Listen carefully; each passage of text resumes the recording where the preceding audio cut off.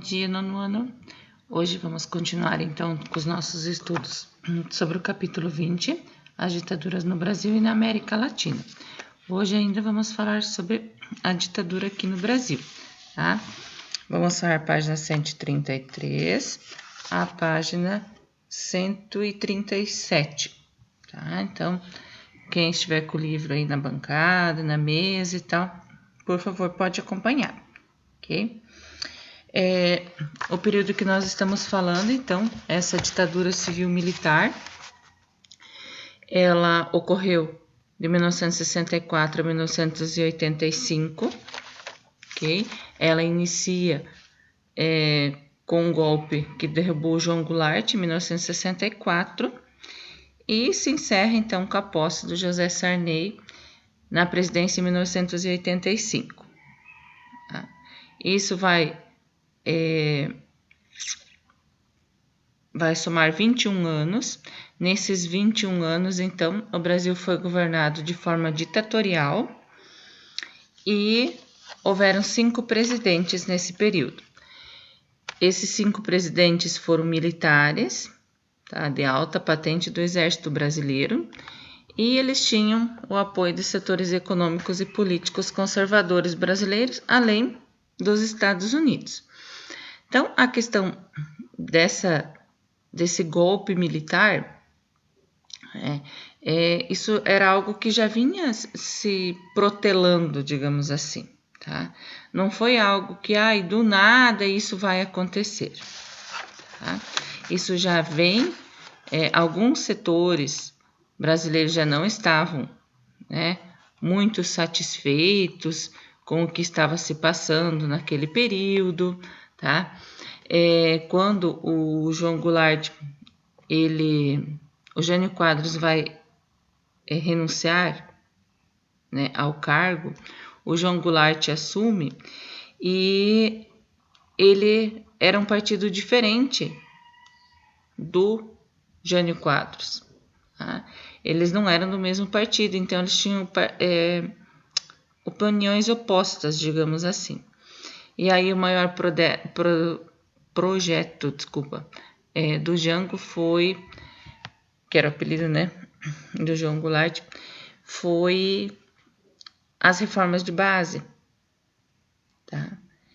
E isso, ele tinha uma característica de presidente, um representante trabalhista e tal, e nessas reformas de base ele vai propor a reforma agrária, e isso acaba não agradando, os grandes latifundiários. Então, tudo isso já vai gerando uma polêmica dentro da política brasileira. Tá? Então, esse golpe, ele, digamos assim, ele já estava se protelando, digamos, como se fosse algo que não foi tão surpreendente assim. Não foi do dia para a noite que isso aconteceu. Isso já vinha sendo não previsto, não dá para dizer que foi previsto, mas já existia essa efervescência aí política entre a população. Tá? Para falar então que houveram 5 presidentes nesse período, 5 presidentes militares. Vocês têm lá na página 133, tem lá o primeiro, Marechal Humberto de Alencar Castelo Branco. Foi presidente de 64 a 67. O Castelo Branco, ele instituiu os primeiros atos institucionais. Os atos institucionais nós temos lá no livro, na página 134. Os atos institucionais, eles eram decretos que esses presidentes militares emitiram, criaram, tá?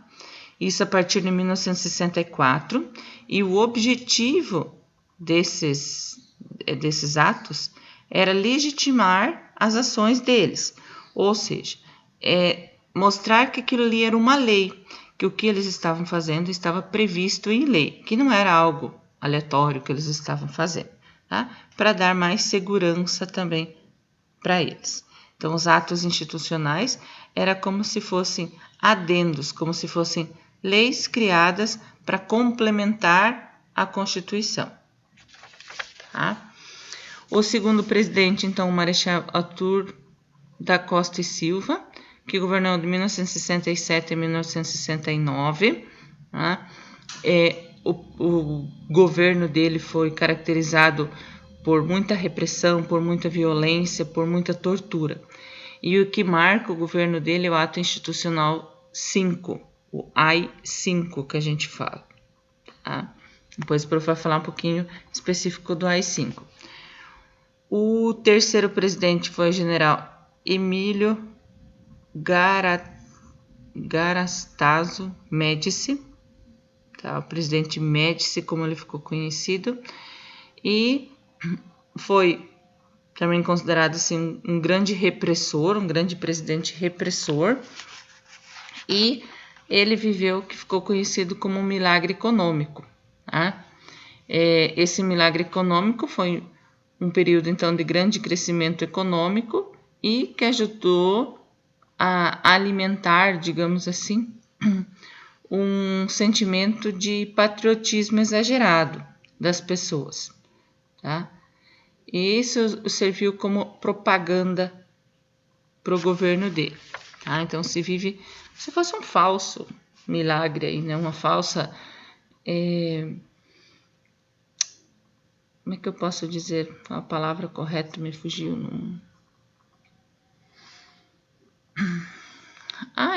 Dentro de uma falsidade, assim, tipo, é um crescimento econômico, mas a que custo que é esse crescimento econômico? Tá? Não seria um crescimento econômico real, sim.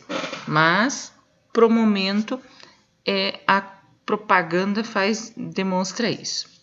Aí o quarto presidente, a prof inclusive deixou o link de um site lá nas orientações, é do presidente, o general Ernesto Geisel. Tá? O que marca o governo do Ernesto Geisel é abertura política lenta, gradual e segura. Aí então ele já começa a dar marcas aí de algumas mudanças. Ele governou de 1974 a 1979. O link que eu deixei para vocês, para quem deu uma olhadinha lá no link antes de assistir a videoaula, vai ver que ele está falando sobre memória rondonense. Tá? Nessa memória rondonense, tá? Visita do presidente Ernesto Geisel. Esse Geisel, né? Para se chamar de Geisel. Alguns falam Geisel, mas é a mesma coisa. Então, no dia 19 de março de 1976, Marechal Cândido Rondon recebeu a visita do presidente da República. Tá? Lá vocês podem estar verificando, tem várias imagens, tem as legendinhas para as imagens. De repente vocês vão identificar, ou se tiver um tempinho aí, né, até o nosso chat, vocês podem conversar com os pais ou tal, algum sobrenome aí que seja conhecido ou alguma coisa assim, né? Aí depois a gente pode estar conversando o que vocês sabem sobre, né, a visita de um presidente aqui em Marechal Cândido Rondon. Tá? O marketing dessa visita, né? Então o presidente teria vindo para fazer a abertura da colheita da soja em 1976. Tá? O relato é bem bacana sobre como aconteceu essa organização, né? Bem no final da reportagem lá do link que a prof deixou para vocês, menciona, por exemplo, que houve um almoço com milhares de pessoas. Professor, está com o link aqui aberto. É algo nunca visto, né? O autor do artigo aí está mostrando, né? Que o encontro desse presidente aqui, né, teria reunido cerca de 12 mil pessoas. E nesse dia, o presidente almoçou no Clube Concórdia. Tá? E lógico, né, não era todo mundo que estava almoçando com o presidente, mas eles promoveram almoços em vários lugares da cidade. Então, o sentimento que as pessoas tinham é que como se todos estivessem almoçando com o presidente naquele momento, né? Então, isso que está lá no Memória Rondonense, tá? Algo bacana, sim. Óbvio, o presidente só permaneceu no nosso município por volta de, né, acho que umas 4 horas, mais ou menos. Ele teria chego umas 10 horas da manhã e 2 horas da tarde ele já tinha deixado o nosso município. Mas é algo super bacana, né? Porque quantos municípios receberam visitas de presidentes da República, tá? E aí o nosso 5º presidente aí é o general João Batista Figueiredo, tá? E ele ficou 6 anos no poder. E o que marca o governo dele, então, é o fim desse período ditatorial ali e a lei da anistia, né, que seria lá como se fosse um perdão político para as pessoas, para os políticos exilados, das pessoas exiladas por crimes políticos. Tá? Então, existiu uma propaganda do governo, de todos os governos aí militares, né, tipo que acabava escondendo um pouquinho do que era, na real, o regime político deles, tá? Lá para 134, então, esses atos institucionais que a prof falou,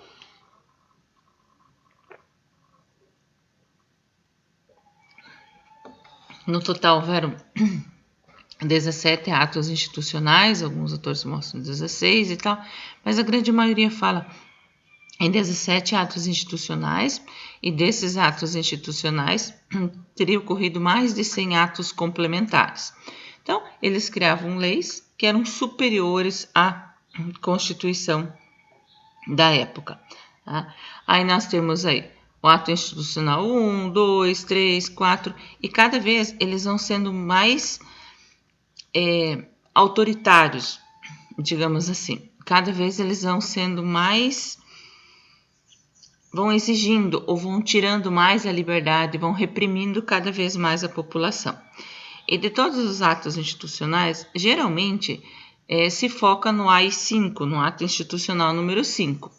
E aí vocês têm na 134 o AI-5, permissão do presidente para fechar o Congresso Nacional, decreto de intervenções em estados e municípios, então ele poderia interferir em quem seria o governador do estado e quem seria os prefeitos das cidades, a possibilidade de cassação de mandatos nas esferas federal, estadual e municipal, bem como a suspensão de direitos políticos de qualquer cidadão e o confisco de bens.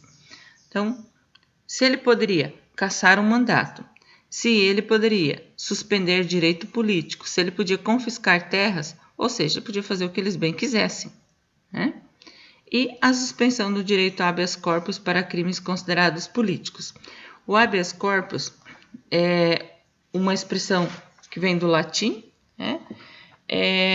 Que está previsto na nossa Constituição, que fala sobre o direito de ir e vir, né? Garantindo a nossa liberdade. Então, você tem direito a um habeas corpus enquanto você não foi julgado e condenado por algum crime, né? Então, você pode ficar livre enquanto você aguarda aí um julgamento. Os atos institucionais, eles serviram como um instrumento para fortalecer o regime militar, né, de forma gradativa, tá? A Constituição de 1967, porque o AI-4 fala sobre a convocação de forma extraordinária do Congresso Nacional para a elaboração de uma Constituição, né? E isso ocorre em 1967. A Constituição de 1967 é a 6ª Constituição que o país tem, é a 5ª do período da República, é a 2ª e última Constituição republicana de caráter autoritário. E essa Constituição ficou em vigor até 1988. Okay? Prof. nem conseguiu chegar até a página 136, falei só até a 134, então. Na próxima, Prof. continua.